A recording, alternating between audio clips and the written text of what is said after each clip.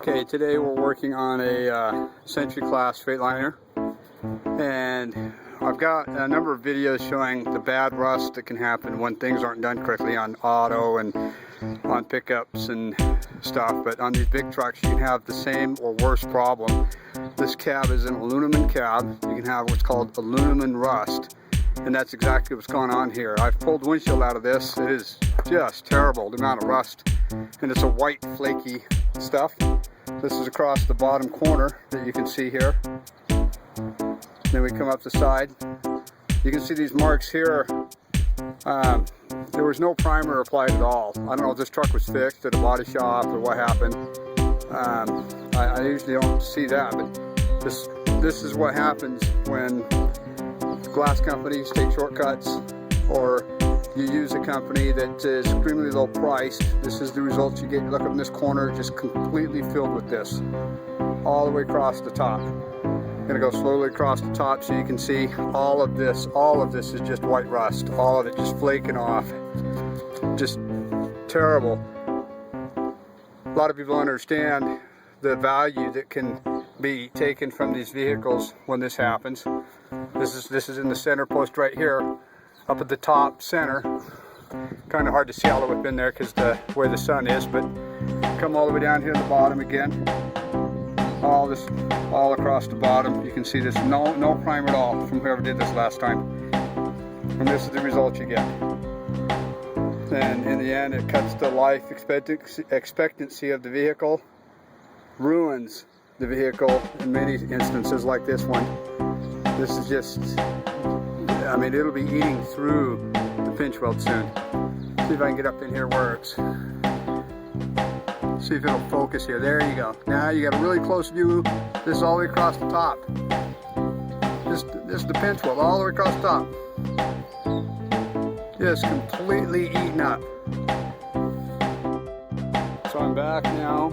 I've wire brushed off. Everything is nice and shiny and clean now. I'm going to prime it next.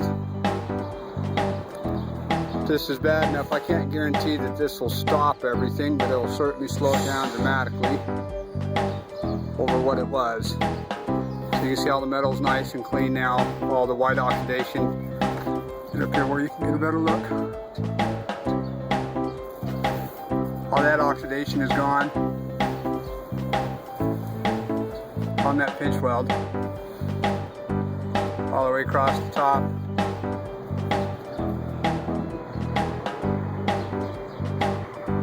It's hard to get a good picture with the sun the way it is. Come down here on the bottom, you can see the bottom's all cleaned up the way it should be. So now we're going to prime it up and put us in a window. So I'm back. I've gotten the primer on, just finished. You can see how nice and primed up this is now. This is that bottom corner that was really bad. You get this primer on, let it set for about 10 minutes, and you end up with a really great seal all the way up the side here, where it was all just terribly bad. All primed like it should be. Right up in the top corner there, all the way across the bottom. This takes extra time to do, but we're going to stop this rust, get it under control. This truck will be good. Rust, actually, that white oxidation came off pretty easy with the brush I was using, so I think we stand a pretty good chance of this turning out pretty good. The upper one got the sun come down on it, a little hard to see. Let's see if I can focus in this way. There you go. You can see it's all primed up black. Pinchweild is like it should be. So now we're ready to put in a new windshield. Doing it the right way.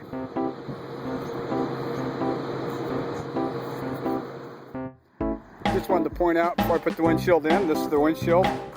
And you can see the distinction.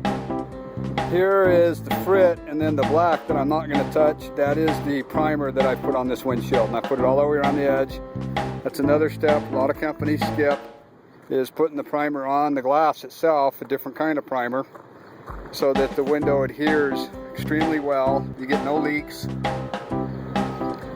and it lasts until the window gets hit by another rock or something. You're not dealing with leaks and problems.